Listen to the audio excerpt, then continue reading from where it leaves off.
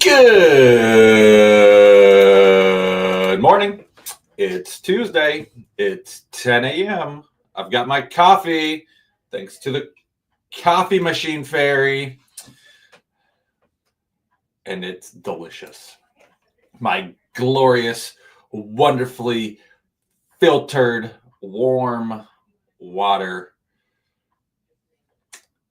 Coffee is amazing. Anyhow, I'm glad you're here with me. Let's go through our announcements, and then we'll jump into Acts chapter 25, verses 13 to 27, the end of the chapter. So here's announcements. Thanksgiving Family Feast is at 5:30 on 11/24. I hope you'll plan to join us as we celebrate and we give thanks to the Lord for what he's done. If you were here on Sunday, you undoubtedly heard the announcement of we're looking for some people to share their talents. And I don't know. If you've got a talent you would like to share that you want to endeavor to give that evening, you can talk to Pastor Allen. Or if you have a story of thankfulness that you want to share with the congregation, with the people that evening, we would love for you to plan to share it. So, but make sure you talk to Pastor Allen first, because he wants to make sure that people are appropriately ready to do that. We want to express thanks to the Lord and let others hear the good things that he has done so that we can collectively be thankful. I was reading through the book of Esther recently, and at the end, they celebrate Purim. They celebrate the festival and give thanks, and they get together and they express thankfulness as in light of what God had done. And friends, we want to do the same thing. When we gather that evening, we want to share about the good things the Lord has done, the way he has worked. And isn't there so much to be thankful for based on what the Lord has done? So hope you'll plan to come. And I would encourage you, if you've got something, you got a talent you want to share, something like that, we'd love for you to consider doing that. You can talk to Pastor Allen. And if you have a story of thankfulness that you want to share, express to the Lord, but say it to us so we can all thank the Lord with you. Talk to Pastor Allen. If you need to know how to get a hold of him, you call the office, you let us know, and we will make sure you are connected. Okay, with that, Operation Christmas Child Shoeboxes, they're being distributed. They've been distributed. Hopefully you grabbed one. They are due back on Sunday or by Awana on the 20th. So November 20th, a week from tomorrow, they need to be back. Otherwise, you are then responsible to get them to their local destination, not their eventual destination. I mean, if you want to figure out how to do that, you are welcome to, but that would be strange. So if you haven't grabbed one, grab one on Sunday or come by the office this week and pick one up and take it and fill it up and bring it back. We hope that you'll plan to participate with that. And then also, in addition to that, in the spirit of giving and the holidays, we would love for you to consider giving to our holiday gift baskets. Sorry, I was looking to grab the a link. If you want to give online to it, you can give online by going to that link that I just put on, and you can. There's a little drop down menu. You can say holiday baskets, boxes. I don't remember exactly how it's labeled, but consider giving to that. Now, the reason we call them holiday family gift boxes is because we give them before Thanksgiving, and we give individual stuff for Thanksgiving to have that family meal. And then in addition to that, we give gift cards with them for people to go buy gifts for their loved ones. And we used to separate them out, and a few years ago we decided to combine them all together, so that way they would have the meal for Thanksgiving, and then when all the stores are doing their big deals, they could shop and their money would go further rather than waiting until to some point in December. So we hope you'll plan to give to that so we can bless members of our congregation that are maybe less fortunate. And then if above and beyond we're able to give to members in the community, we would love to do that. So please prayerfully consider giving to that. If you want to write a check or put cash in an envelope, you can also do that on Sunday. So please prayerfully consider how you might support this ministry, outreach, giving, blessing, I don't know, whatever you want to call it. So plan to give to it so we can bless. We're throughout Scripture, we are shown that we are blessed to be a blessing, that the gifts God has given us is meant to be a conduit through us, rather than we're not supposed to be the stopping point. It's supposed to flow through us. And so if the Lord has blessed you, may you give in light of that. So, all right, let's jump into Acts chapter 25 and see what happens. This is actually a really fascinating thing. We actually don't see Paul speak, if I remember correctly.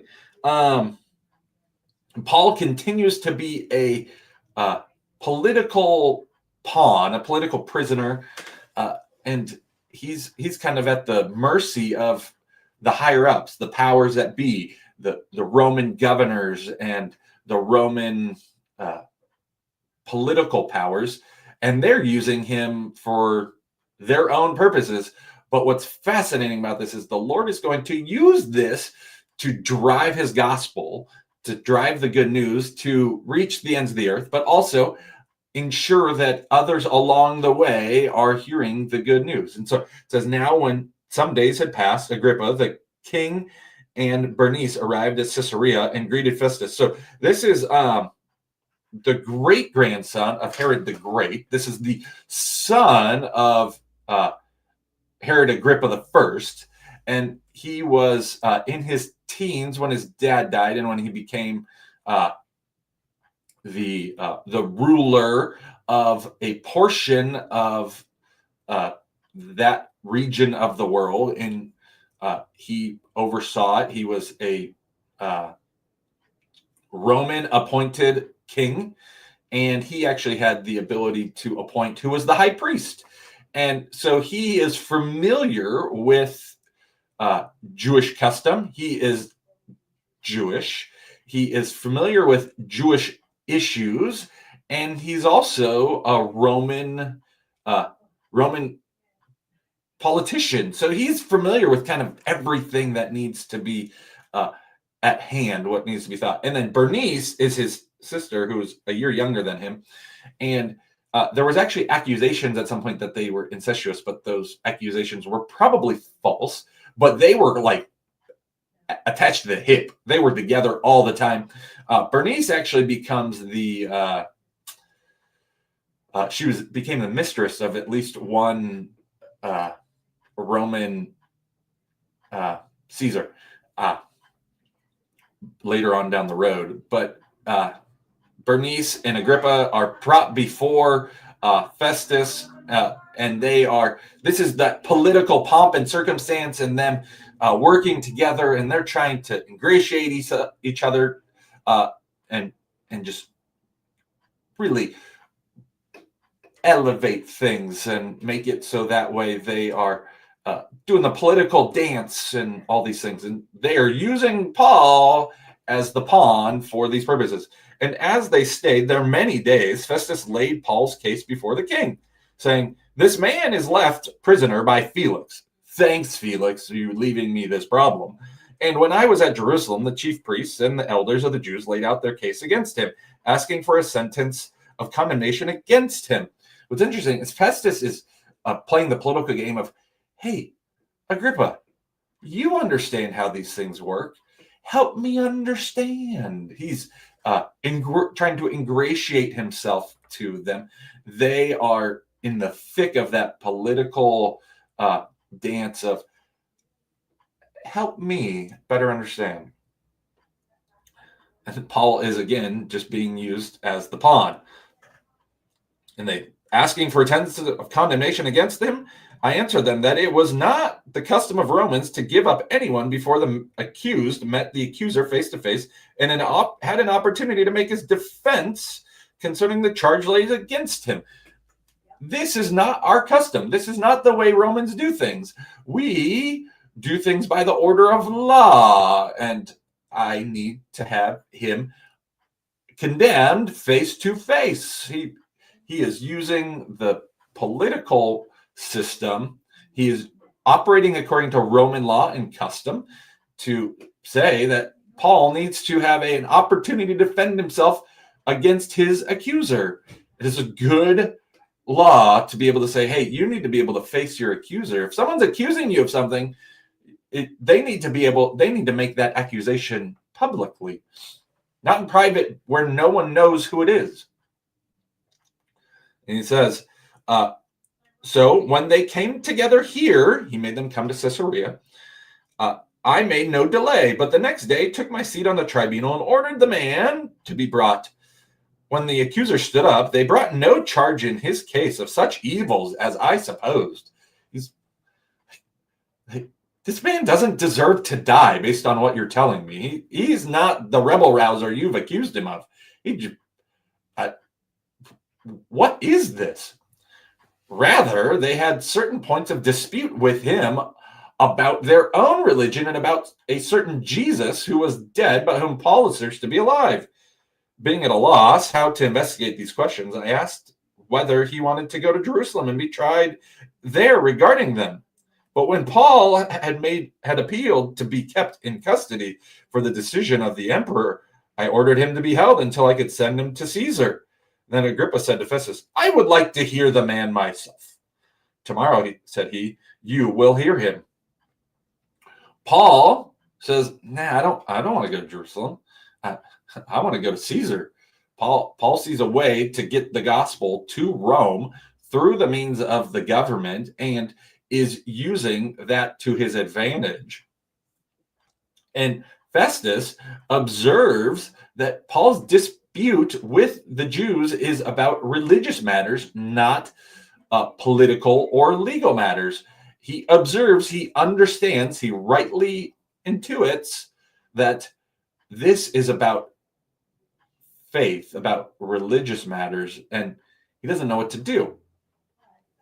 And so Agrippa wants, I want to hear from this guy. Let's hear what he has to say. And Festus says, all right, we're going to bring him in. So on the next day, Agrippa and Bernice came with great pomp, and they entered the audience hall with the military tribunes and the prominent men of the city. This whole group is coming together. All these prominent people, the people at the top of the food chain politically, are gathering together. This is like the president and the joint chiefs of staff and all the prominent people, maybe not president because it's not Caesar, but the governor of a major area. And these are the prominent people in this region of the world are coming together to hear what Paul has to say. Then at the command of Festus, Paul was brought in. And Festus said, King Agrippa and all who are present with us, you see this man about whom the Jewish people petitioned me, both in Jerusalem and here, shouting that he ought not to live any longer.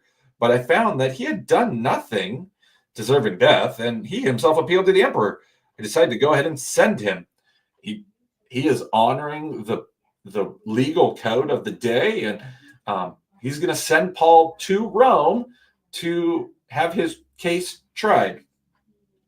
But I found that he had done nothing deserving death, and as he himself appealed to the emperor, I decided to go ahead and send him. But I have nothing definite to write to my lord about him. Therefore, I have brought him before you all, and especially before you, King Agrippa, so that after we have examined him, I may have something to write. For it seems to me unreasonable in sending a prisoner to not indicate the charges against him. He needs to give a summary of what Paul's being charged with before he sends him to Rome. He needs to give a accurate description of what is going on, what is the hubbub that Paul is surrounding Paul. What is this accusation? And he struggles because he doesn't know what to put that would cause such an uproar. What would cause a man? He hasn't caused a riot. He hasn't murdered anyone. He hasn't led a rebellion or an uprising.